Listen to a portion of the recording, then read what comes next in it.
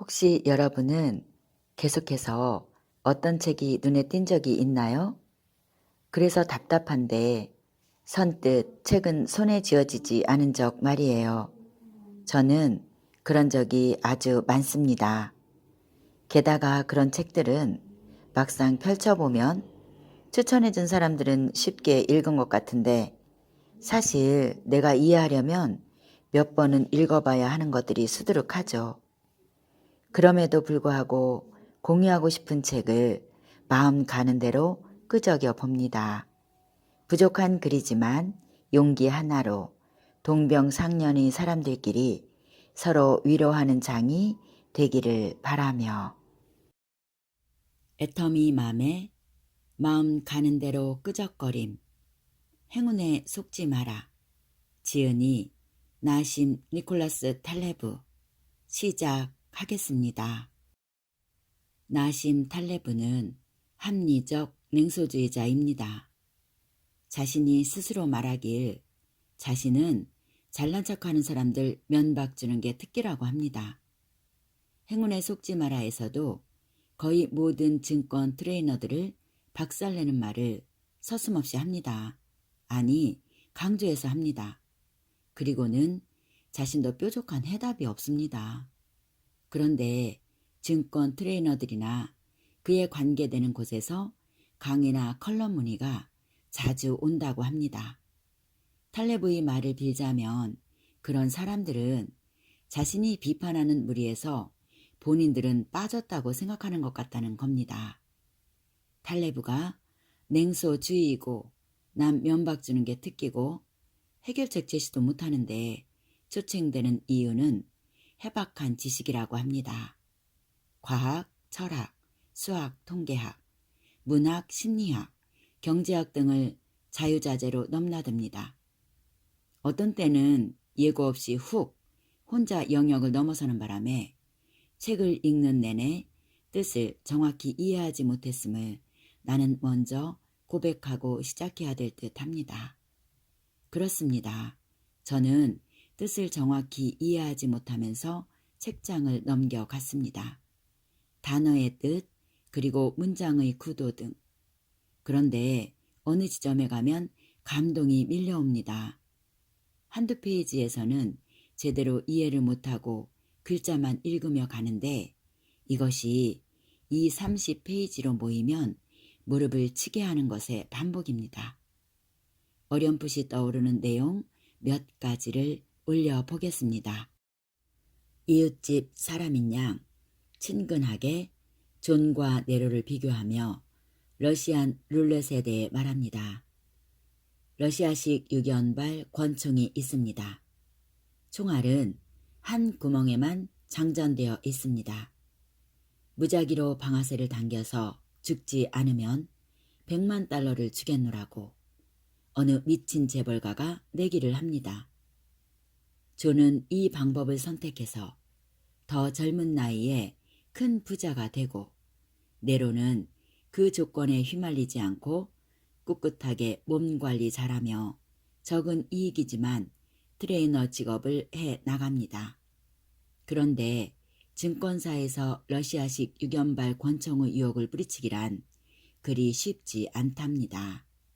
비교하자면 100번을 거래하고 모두 성공해야 벌어들일 수 있는 돈을 총알이 없는 구멍이기만 하다면 단 한 번에 벌어들일 수 있기 때문입니다. 분명 자기관리나 외모를 봐도 존에게 꿀릴 것이 없는 네로도 자기로서는 손댈 수 없는 가격의 자동차가 4대나 존의 집 앞에 주차되어 있는 모습을 보면 위축됩니다. 더구나 자신의 아내가 존의 아내를 보며 그 집 남편은 내 남편보다 나이도 어리고 증권회사도 늦게 들어갔는데 어떻게 우리가 넘볼 수 없는 부를 축적했을까 하며 자신을 한심한 부리로 폄하할 때는 더욱 견디기 힘듭니다. 그런데 어느 날 드디어 존의 파산이 현실이 됐습니다. 유견발 권총의 실탄이 들어있는 방아쇠가 당겨진 것입니다. 몇 년 사이 벌어들인 4배의 피해를 회사에 안기우고 존은 파산했습니다. 재기 불가라는 것입니다. 총알을 맞으면 즉사하기 때문입니다.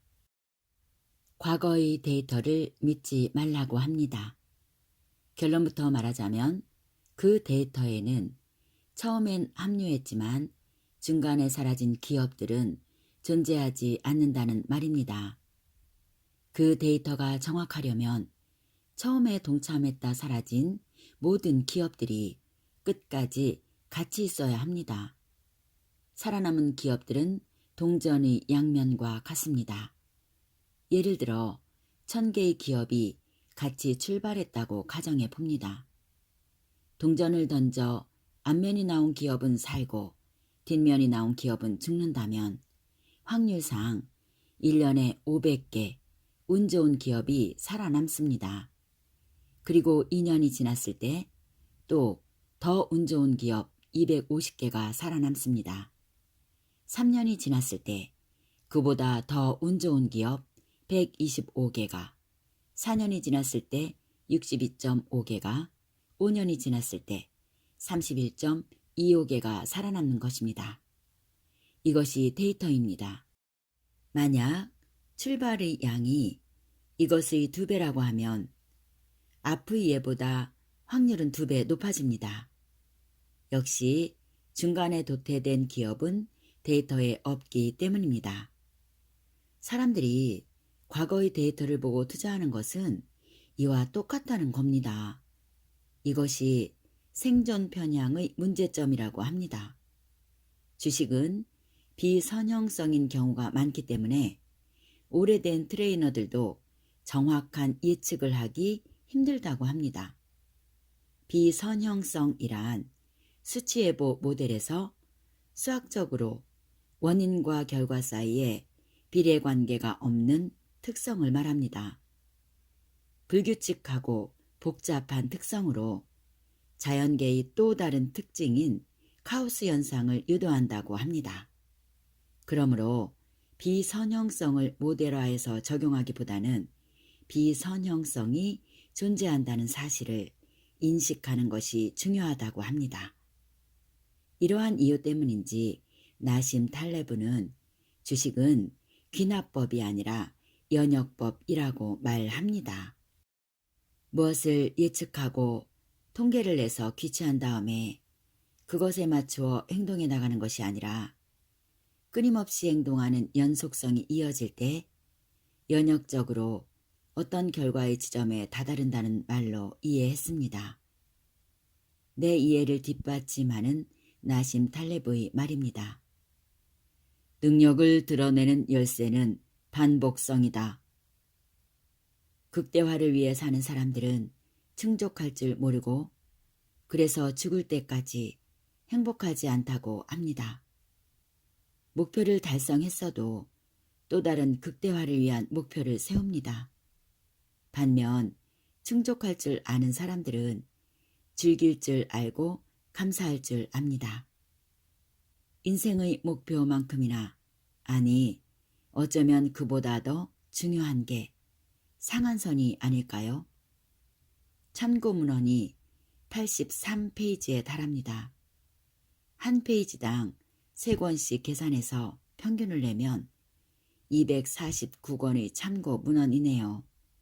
다시 말해 249권의 문헌에 들어있는 내용의 것들이 행운에 속지 마라, 이 책 한 권 안에 들어있다고 할 수 있겠습니다. 내가 이해 못하는 건 당연함에 가깝다는 안도의숨을 쉬게 합니다. 탈레브는 통계는 맞지 않다고 이 책 내내 우리를 깨우치고 있습니다.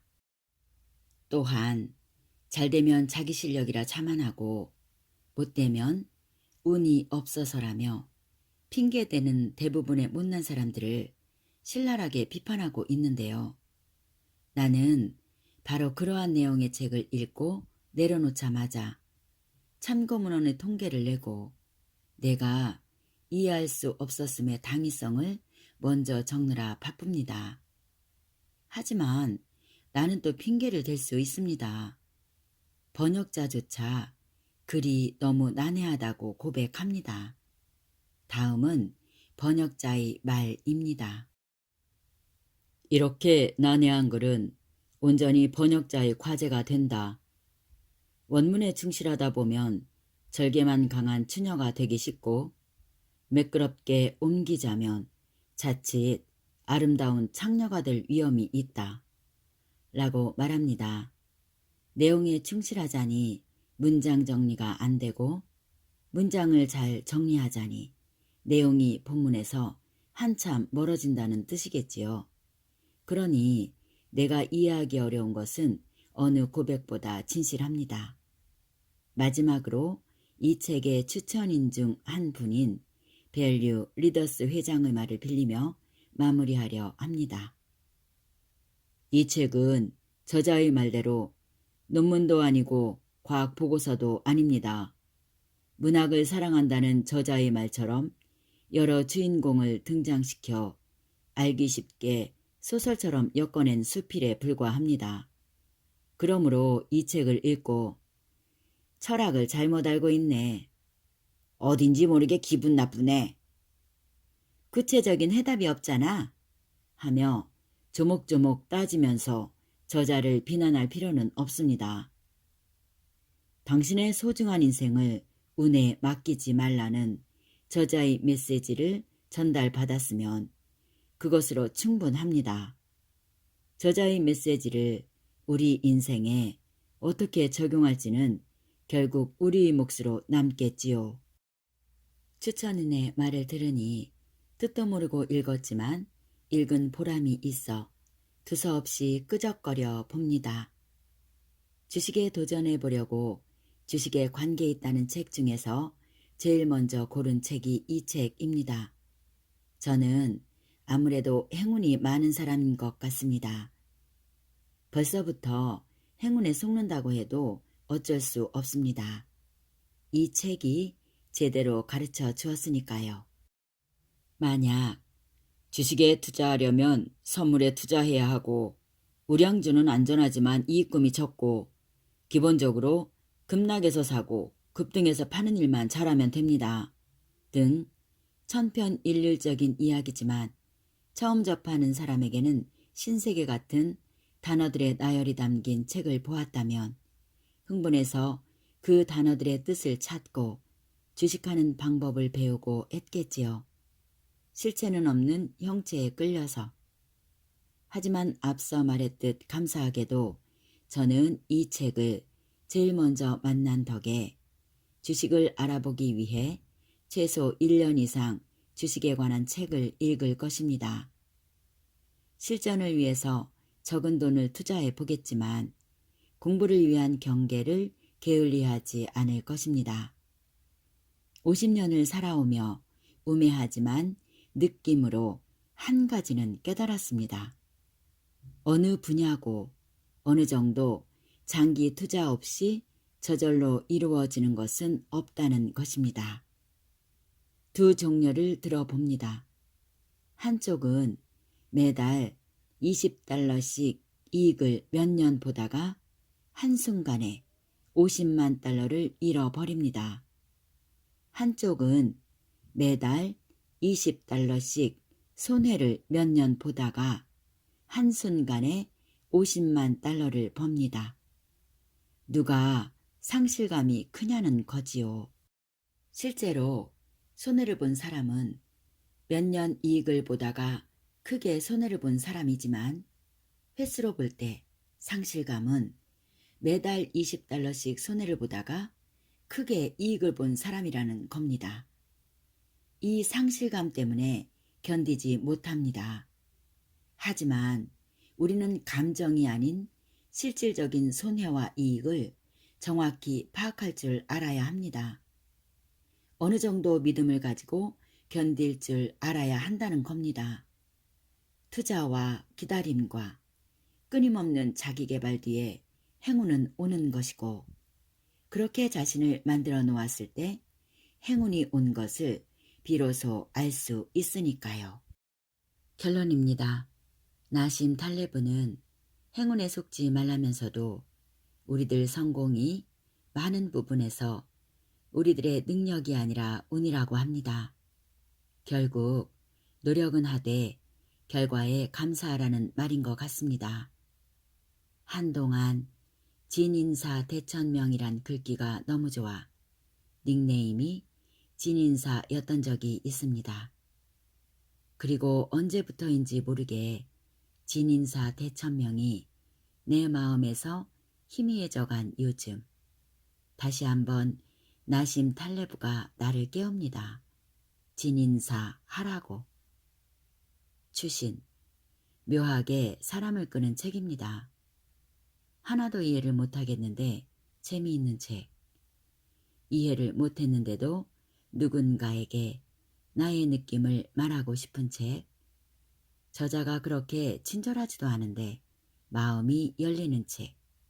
그래서 카테고리를 하나 더 만들었습니다. 내가 다 모르더라도 여러분과 공유하고 싶고 오히려 도움을 받고 싶은 책도 올릴 수 있는 영역이 필요했습니다. 여기까지 함께 해주신 여러분 감사합니다.